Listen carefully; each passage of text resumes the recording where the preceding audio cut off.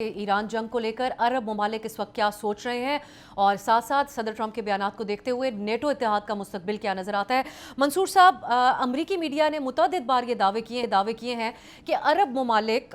सदर ट्रंप को इनकरेज कर रहे हैं कि इस जंग को ईरान के खिलाफ जारी रखा जाए फैसला कुन नतीजा आने तक। आपकी नज़र में, और दूसरी तरफ वाइट हाउस की तर्जुमान ने इनडायरेक्टली अमरीकी सदर की इस ख्वाहिश को भी आगे बढ़ाया कि वो चाहते हैं कि अरब ममालिक अब इस जंग का खर्चा बर्दाश्त करें। क्या सोच पाई जा रही है अरब कंट्रीज में इस वक्त?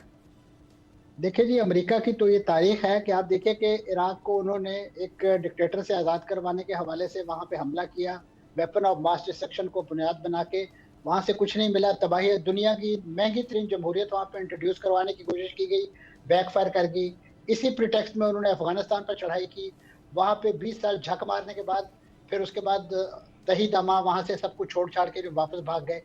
अब उन्होंने इस रीजन को मुंतखब किया है इसी नौइयत की जंग के लिए, और जिन अरबों को या जिन अरब हुक्मरानों को, जिन किंगडम, शेखडम और सल्तनतों को उन्होंने अपने आप को एक नेट सिक्योरिटी प्रोवाइडर के तौर पे पेश किया था और उनके तेल और उनके वसाइल पर हाथ साफ करने के हवाले से उनको उनकी यानी उन्हें इस वक्त यहाँ पे तो जमहूरियत नज़र नहीं आती। उन्हें इराक के अंदर तो आमरीत नज़र आ गई, लीबिया में आमरीत नज़र आ गई, दीगर जगहों उन्हें इन किंगडम और शेखडम में आमरीत नज़र नहीं आती, इसलिए कि वो इनके मफादात को सर्व करते हैं। इस वक्त बिल्कुल उनके, जिसे कहना चाहिए, हाथ की छड़ी और जेब की घड़ी बने हुए हैं, और इसी वजह से इस वक्त ये प्रोपेगेंडा किया जा रहा है खुद अमेरिकन प्रेस के अंदर, अमेरिकन मीडिया के अंदर, कि अरब ये चाहते हैं, कि अरब हुक्मरान ये चाहते हैं कि ईरान के खिलाफ जंग जारी रखी जाए। हालांकि इस वक्त सबसे ज्यादा यही अरब ममालिक जो है इस वक्त इस जंग से परेशान है, क्योंकि जिस चीज को वो अपना कैश क्रॉप समझते थे या कैश चीज समझते थे, तेल वो बेच नहीं सकते हैं, गैस वो अपनी बेच नहीं सकते हैं, तो वहां पे उन्होंने जो अपने स्क्राई पर खड़े किए हैं वो सिर्फ और सिर्फ इसलिए तो नहीं खड़े किए कि ईरान उनको रोज टारगेट करता रहे और वहां पे जो छुपाई हुए अमरीकी फौजी जो है उनको तलाश करके उनको हिट करता रहे। तो ये बात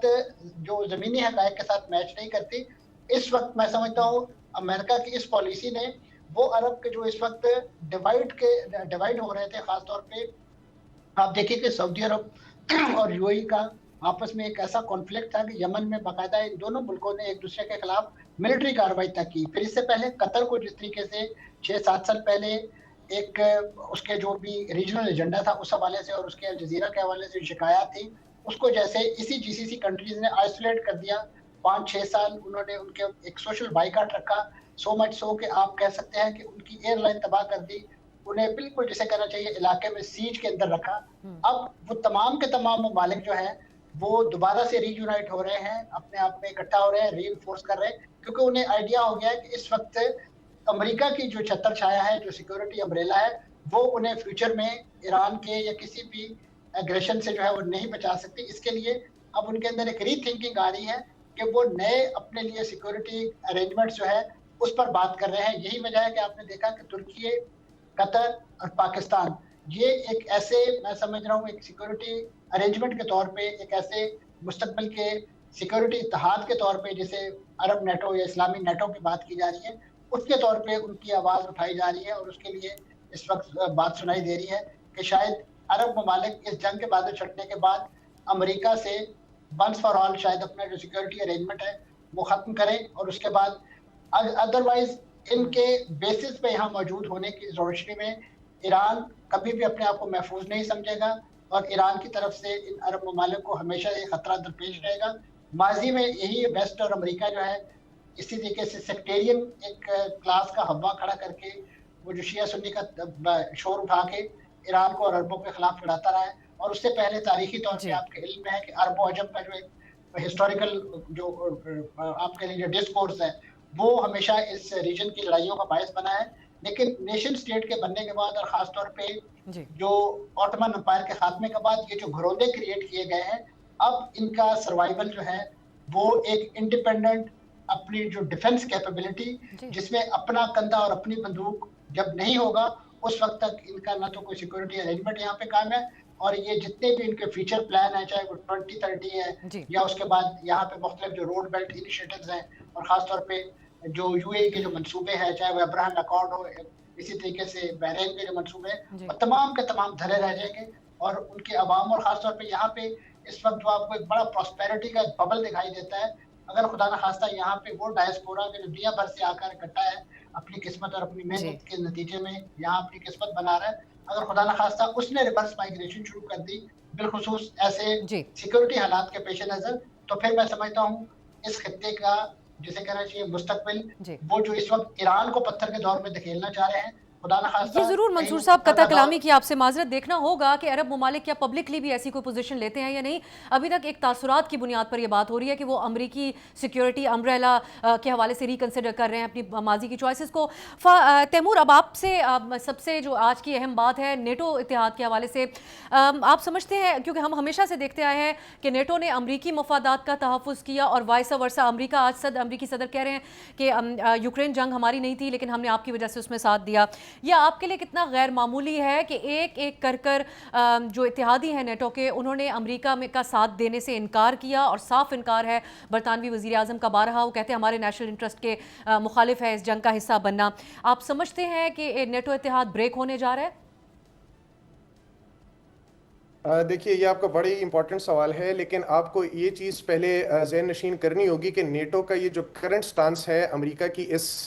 ईरान के खिलाफ जंग के हवाले से, वो it stems somewhere in the back. ये इशू सिर्फ ईरान जंग को लेकर नहीं है। नेटो और डोनाल्ड ट्रंप की प्रेसिडेंसी के अंडर जो अमेरिका है उनके बीच में डिफरेंसेस सबसे पहले तो चीन को लेकर सामने आए। फिर उसके बाद जब यूक्रेन जंग का आगाज हुआ तो उसके ऊपर भी इनका difference of opinion, president Trump के अंडर अमेरिका और नेटो के बीच में डिफरेंस ऑफ ओपिनियन क्रिएट हुआ। प्रेसिडेंट ट्रंप इस चीज के ऊपर अपनी पॉलिटिकल कैंपेन करते रहे कि वो प्रोट्रैक्टेड वॉर्स को खत्म करेंगे, वो दुनिया के अंदर एक पीस के प्रेसिडेंट के तौर पे सामने आएंगे, एक ब्रोकर के तौर पे सामने आएंगे और अमन फैलाएंगे। इसीलिए उन्होंने नेटो के मफादात के खिलाफ जाकर एक स्टांस लिया कि यूक्रेन जंग जो है ये हमारी जंग नहीं थी और इसको हमें दूसरे तरीके से रिजॉल्व करना चाहिए और इसको प्रोलॉन्ग नहीं करना चाहिए। फिर चीन को लेकर भी नेटो के ऊपर अमेरिका का यही प्रेशर था कि नेटो के एम्बिट को और उसकी जुरिस्डिक्शन को या उसके ऑपरेशनल एओआर को बढ़ाया जाए। NATO was primarily created as an organization, as a military organization जो कि यूरो अटलांटिक सिक्योरिटी को इंश्योर करे। लेकिन अमेरिका की ईमा पे पहले वो इराक में भी गए, फिर अफगानिस्तान में भी आए और अब उनके नए स्ट्रेटेजिक कॉन्सेप्ट के थ्रू जो कि सन 2023 में रिलीज हुआ, उसके अंदर कैटेगोरिकली साउथ चाइना सी को भी नेटो के एओआर के अंदर शामिल किया गया अगेंस्ट चाइना। इसके ऊपर जो बाकी यूरोपीय ममालिक थे उनका एक डिफरेंस ऑफ ओपिनियन क्रिएट हुआ और ये प्रेसिडेंट ट्रंप के पहले टर्म के अंदर ही क्रिएट होना शुरू हो गया कि चाइना के साथ हमारे अपने इक्तिसादी और स्ट्रेटेजिक मामलात हैं। हम चाइना को एज एन एनिमी या एज एन आर्च राइवल हम अफोर्ड नहीं कर सकते और हमें चाइना के साथ एक एमिकेबल और वर्किंग रिलेशनशिप मेंटेन करना जरूरी है। लेकिन चूंकि प्रेसिडेंट ट्रंप के पहले दौर के अंदर चाइना के साथ अमेरिका की एक ट्रेड वॉर शुरू हो गई थी, इसकी वजह से प्रेसिडेंट ट्रंप ने नेटो को बहुत पहले से कोर्स करना शुरू कर दिया था। अब हम आते हैं ईरान कॉन्फ्लिक्ट की तरफ कि जब ईरान के कॉन्फ्लिक्ट के ऊपर जब नेटो के ऊपर प्रेशर डाला गया तो नेटो ममालिक ने उनको ये कहा कि सबसे पहले तो आपने नेटो के मैकेनिज्म्स और फ्रेमवर्क्स को ही बरूए कार नहीं लाया, आपने इस्तेमाल नहीं किया और आपने नेटो को कंसल्ट ही नहीं किया ये ऑपरेशंस लॉन्च करने से पहले। आपने इजराइल के साथ टीम अप किया and you launched an offensive against Iran which was totally uncalled for. लेकिन अब ओनस ऑफ रिस्पॉन्सिबिलिटी शेयर करने के लिए आप नेटो कंट्रीज को इन्वॉल्व कर रहे हैं कि आप लोग फ्रॉम थर्ड सीज आप उड़कर आए और आप यहाँ पे अपनाए हुर्मुज को खोलने में हमारी मदद करें, चूंकि ये आपके लिए बड़ा जरूरी है और आप ईरानियन रिजीम को गिराने में और ईरान को डेमोक्रेटाइज करने में आप हमारा साथ नहीं दे रहे। इस हवाले से जो अपने इंडिविजुअल नेटो मेंबर स्टेट्स हैं, स्पेशली यूरोपियंस, उनका एक डिफरेंस ऑफ ओपिनियन यूएस के साथ क्रिएट हो गया क्योंकि उनके अपने नेशनल सिक्योरिटी इंटरेस्ट इस चीज की इजाजत नहीं देते कि as a collective NATO organisation वो इस जंग का हिस्सा बने और फर्दर अपने लिए मामला जो हैं वो ग्लोबल कमिटी ऑफ स्टेट्स के अंदर कॉम्प्लिकेट करें। इसीलिए ये सिर्फ बरतानवी वजीर आजम ने नहीं बल्कि स्पेनिश वजीर आजम से लेकर इटालियन वजीर आजम, उसके अलावा जर्मन चांसलर और फ्रेंच सदर, इन सारों ने इस चीज का जिक्र किया है कि ये हमारी जंग नहीं है और हम इसको अपने मुल्की मफाद के लेंस से देखेंगे। सब्सक्राइब करें और बेल दबाएं ताकि कोई खबर रह न जाए।